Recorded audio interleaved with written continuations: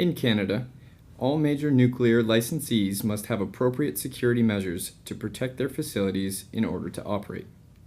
The Canadian Nuclear Safety Commission is responsible for enforcing Canada's nuclear security regulations as enabled by the Nuclear Safety and Control Act.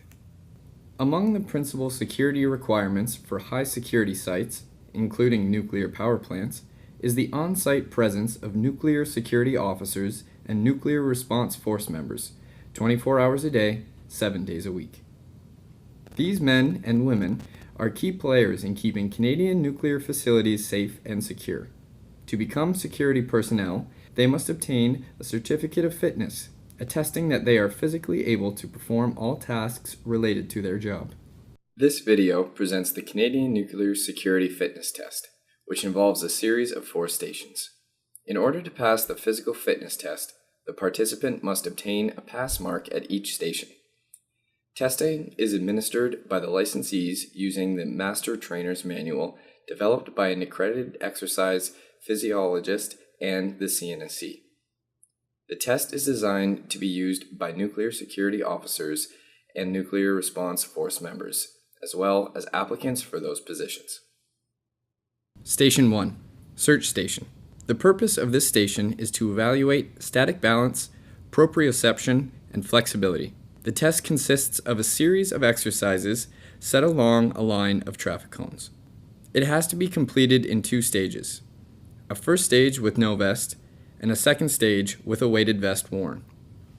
The nuclear security officers must wear the 9.1 kilogram vest, and the nuclear response force members must wear the 18.1 kilogram vest. To start, the participant must raise both arms extended in the air and stand on their tiptoes for 2 seconds. For the second movement, the participant bends down into a squat position and moves the cone with 2 hands in order to be able to read the number under it. For the third movement, the participant stands on the left side of the cone, bent down, and tips the cone with the left hand, reports the number under it, and then returns to initial position. The fourth movement is similar to the third, except that the cone must be moved with the right hand. Movements 5 and 6 are the same as 3 and 4, but on the opposite side of the cone. No faults are permitted at this station. If a fault is committed, the participant will have to redo that particular movement correctly before moving on to the next station. Station 2A. Speed Walk. The purpose of this station is to evaluate the base aerobic fitness and low-intensity agility of participants. This test has to be done with the 9.1 kilogram vest worn by the nuclear security officers and the 18.1 kilogram vest worn by the nuclear response force members. It consists of a series of speed walks conducted around a square perimeter of 13.7 meters by 13.7 meters. The nuclear security officers must walk the complete perimeter in 37 seconds or less, while the nuclear response force members must do it in 35 seconds or less. After completing 1 full tour and following a 10-second rest period, the participant must repeat the circuit in the opposite direction. This cycle continues until a total distance of 672 meters, or 2,205 feet, is traveled. No faults are permitted at this station. When Station 2A is successfully completed, the participant goes directly to the next part of Station 2. This section of the Canadian Nuclear Security Fitness Test is set to evaluate the mid-aerobic fitness abilities of the participants. This test consists of a series of up and down laps on a staircase with no less than 8, but no more than 16 stairs. This test has to be done with the 9.1 kilogram vest worn by the nuclear security officers and the 18.1 kilogram vest worn by the nuclear response force members. Officers have to perform each stair climb as they would if they were responding to an alarm. The nuclear response force members should respect the standards described in the CNSFT manual, as timings are set by stair configurations for each site.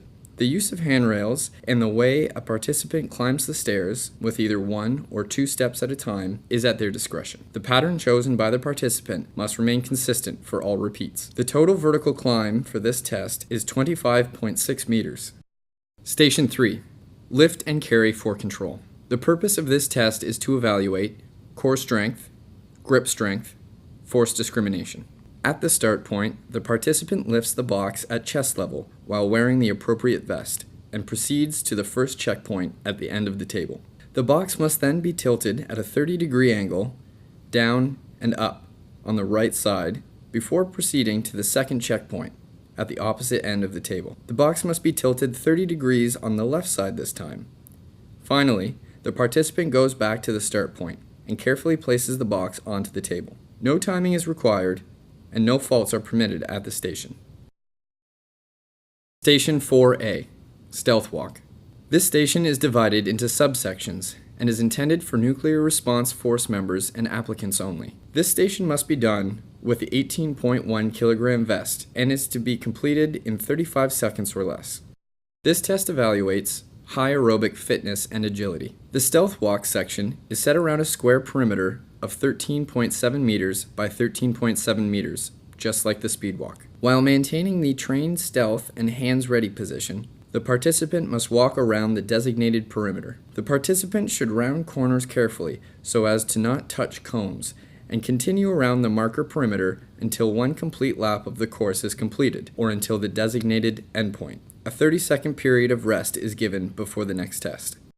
Station 4B, Stealth Run. No faults are permitted at this station. This station is to be completed with the 18 kilogram vest worn and is timed. A maximum of 6.2 seconds is allowed for each run. The purpose of the Stealth Run station is to evaluate the high aerobic fitness and agility of nuclear response force members and applicants. A timed recovery period of 10 seconds is given between each run. After the last repeat, a resting and recovery time of 30 seconds is allowed before proceeding to the next station.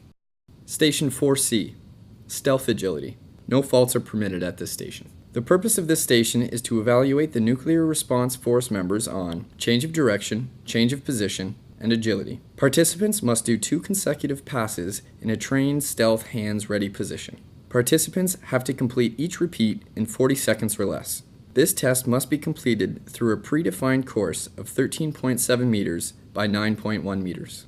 Barriers are positioned along the agility course and must be maneuvered in a safe and controlled manner, utilizing a lead hand contact over barrier technique.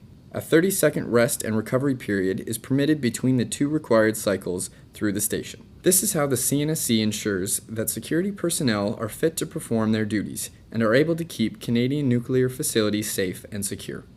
The current certification frequency for the Canadian Nuclear Security Fitness Test is set for every 12 months for nuclear security officers and every 6 months for on-site nuclear response force members. For more information about the CNSC, please visit our website or follow us on social media.